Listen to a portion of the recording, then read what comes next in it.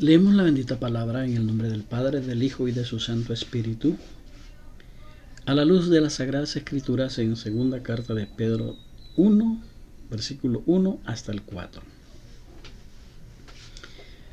Simón Pedro y siervo y apóstol de Jesucristo, a los que habéis alcanzado, por la justicia de nuestro Dios y Salvador Jesucristo, una fe igualmente preciosa que la nuestra. Gracia y paz os sean multiplicadas en el conocimiento de Dios y de nuestro Señor Jesucristo. Como todas las cosas que pertenecen a la vida y a la piedad nos han sido dadas por su divino poder, mediante el conocimiento de aquel que nos llamó por su gloria y excelencia, por medio de las cuales nos ha dado preciosas y grandísimas promesas, para que por ellas llegáis a ser participantes de la naturaleza divina, habiendo huido de la corrupción que hay en el mundo a causa de la concupiscencia.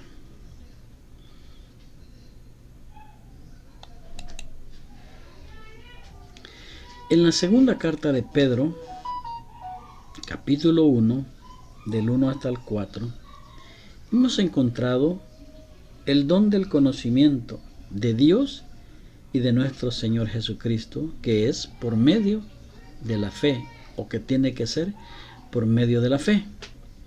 La palabra clave en la segunda carta de Pedro es el conocimiento de Dios y de nuestro Señor Jesucristo.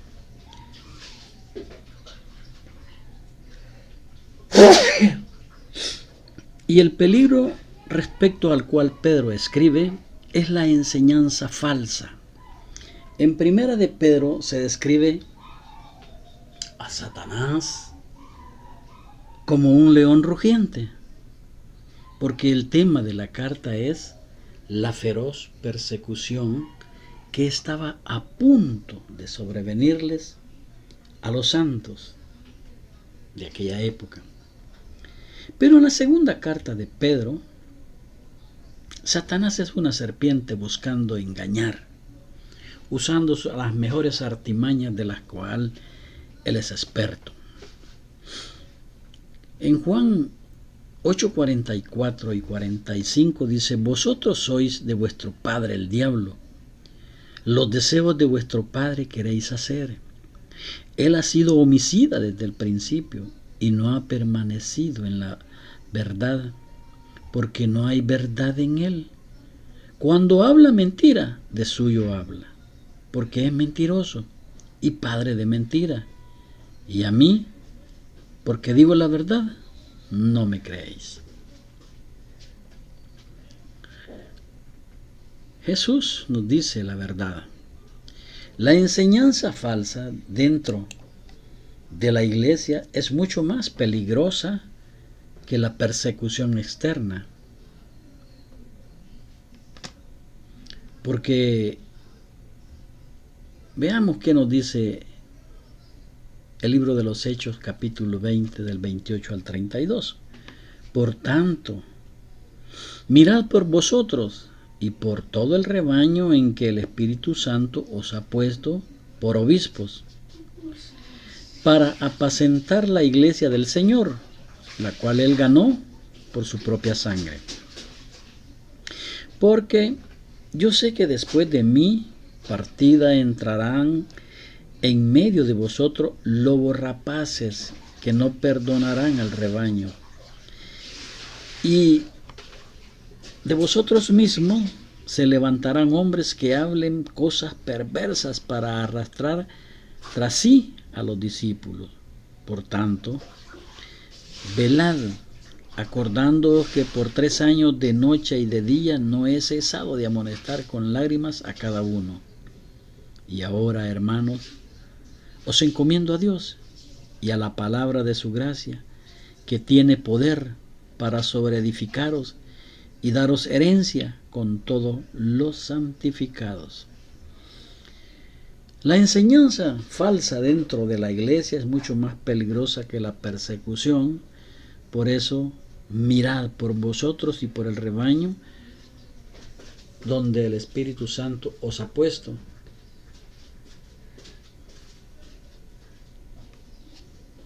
Si no os ha puesto el Espíritu, pues entonces sois falsos.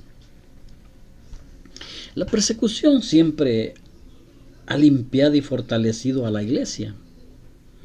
La enseñanza falsa la debilita y arruina su testimonio también. Cuando se reúnen multitudes, empiezan a formar clubes, cada quien va jalando agua para su pozo. La única arma para luchar contra la enseñanza falsa y las mentiras del diablo es la palabra de Dios. Para luchar contra toda falsedad, la palabra de Dios es la mejor arma. Y por eso Pedro enfatiza el conocimiento espiritual de Dios y de nuestro Señor Jesucristo. Es un don recibir el conocimiento. Como dice Pedro, a los que habéis alcanzado por la justicia de nuestro Dios y Salvador Jesucristo, una fe igualmente preciosa que la nuestra. La salvación es una experiencia personal. Uno llega a conocer a Jesucristo mediante la fe. Fíjese bien que la definición que Cristo da de la salvación en Juan 17:3 dice: y esta es la vida eterna, que te conozcan a ti, el único Dios verdadero, y a Jesucristo, a quien has enviado. Por eso dice, el conocimiento debe ser de Dios el Padre y de Jesucristo, a quien Él ha enviado.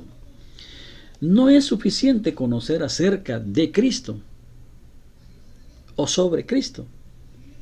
Debemos conocerle personalmente a Él. Señor, heme aquí.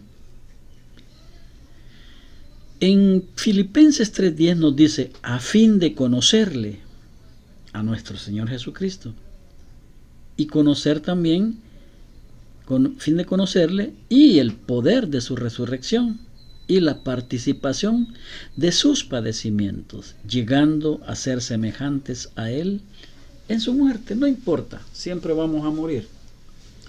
Y morir por Cristo sería un honor. Cuando ponemos nuestra fe en Él, nos da su justicia. Cuando nosotros ponemos nuestra fe en Jesucristo, Él nos da su justicia. Segunda de Corintios 5:21 nos dice, al que no conoció pecado por nosotros, lo hizo pecado Dios, para que nosotros fuésemos hechos justicia de Dios en Jesucristo, en Él, en Jesucristo. Y llega a ser nuestro Salvador para que nosotros fuésemos hechos justicia de Dios en Él. Cuando somos hechos justicia de Dios en Él, llega a ser nuestro Salvador. Es una experiencia personal en la que usted debe de conocer y sentir la presencia de Jesucristo y de Dios el Padre. En esta carta, Pedro enfatiza la palabra de Dios. Dios nos ha dado su palabra. Esta fe preciosa y las preciosas promesas de Dios para poder vivir en santidad, para vivir una vida en Cristo.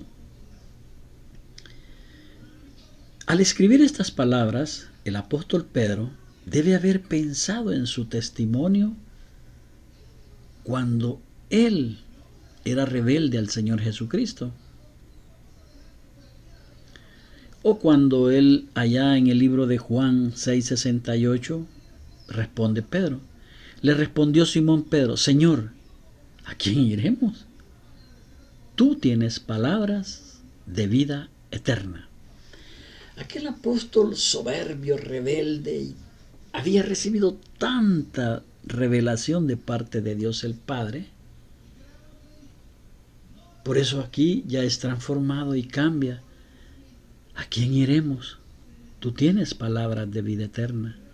O sea, Dios lo envió para eso, para que vayamos a Él y recibamos las palabras de vida eterna. Señor, lo mismo podemos decirle hoy, Señor, ¿a quién iremos? Tú tienes palabras de vida eterna. En la Biblia tenemos todo lo que necesitamos para la vida y la piedad. A pesar de que los escritos de los maestros y predicadores pueden ayudarnos a comprender mejor la Biblia, solo la Biblia puede impartir vida a nuestras almas. Solo en Él hay palabras de vida eterna que están ahí en la Biblia, palabras de vida eterna para nuestras almas, ya sea en la situación o condición en que se encuentre, angustia, de amor o de cualquier cosa. Fíjese que la definición de un cristiano en el versículo 1 al 4 de la segunda carta de Pedro dice: por medio de las cuales nos ha dado preciosas y grandísimas promesas. Fíjese bien que no dice que nos está dando ni que nos va a dar, no, que nos ha dado preciosas y grandísimas promesas, para que por ellas llegaseis a ser participantes de la naturaleza divina, habiendo huido de la corrupción que hay en el mundo a causa de la concupiscencia. Pero si no has huido del mundo, sigues en el mundo y haciéndolo del mundo, esas grandísimas promesas quedan por ahí estancadas. Esto quiere decir que somos participantes de la naturaleza divina de nuestro Señor Jesucristo y de su Padre, el Espíritu Santo, cuando nos hace templos. El cristiano ha nacido en la familia de Dios y tiene su naturaleza dentro de sí. Las personas que tratan de vivir externamente como Cristo, pero les falta en su interior esta naturaleza divina, se engañan y salen derrotadas. Fracasan en su derrota. Dice segunda carta de Pedro 2:20 al 22. Ciertamente, si habiéndose ellos escapado de las contaminaciones del mundo por el conocimiento del Señor y Salvador Jesucristo, enredándose otra vez en ellas son vencidos, su postrer estado viene a ser peor que el primero. Cuando sin desconocimiento te revuelcas no hay problema, pero cuando ya conoces sí hay problema. Porque mejor les hubiese sido no haber conocido el camino de la justicia, que después de haberlo conocido, volverse atrás del santo mandamiento que les fue dado.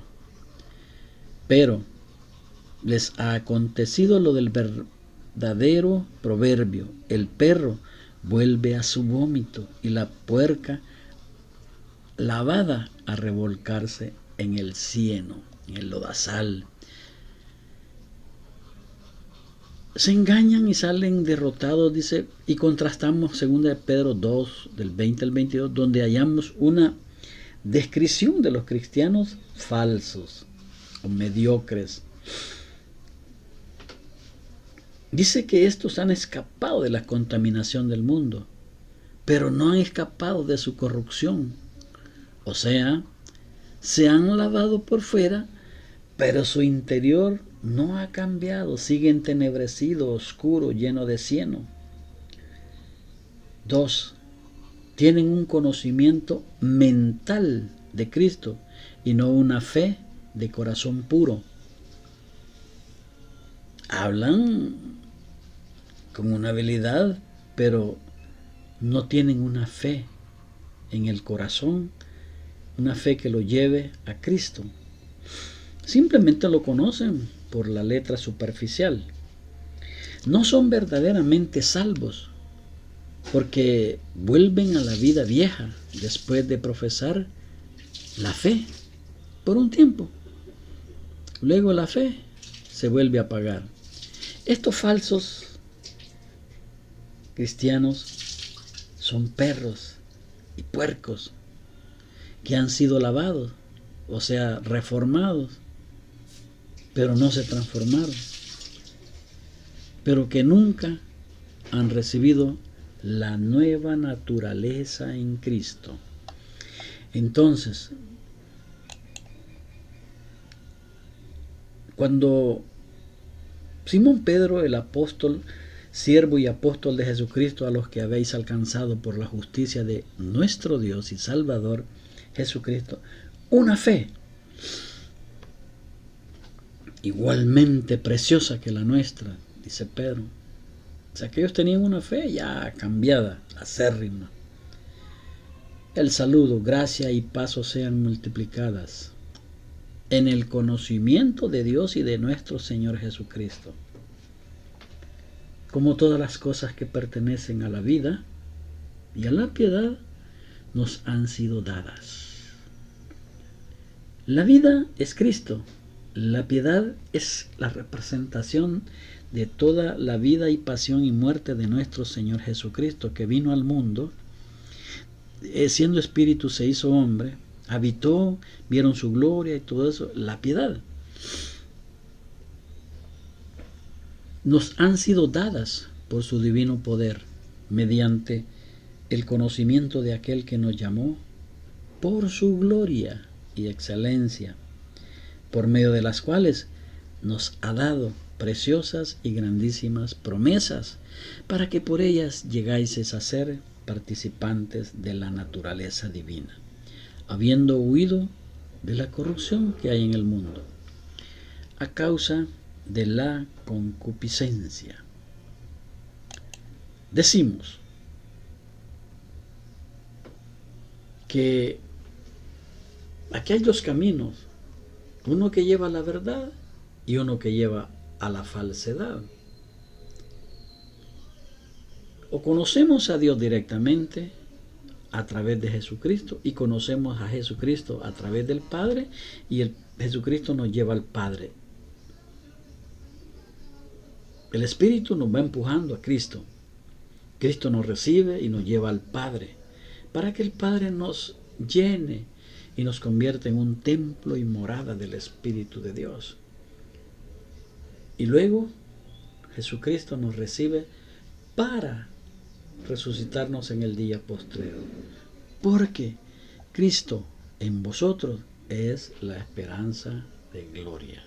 Amén y amén.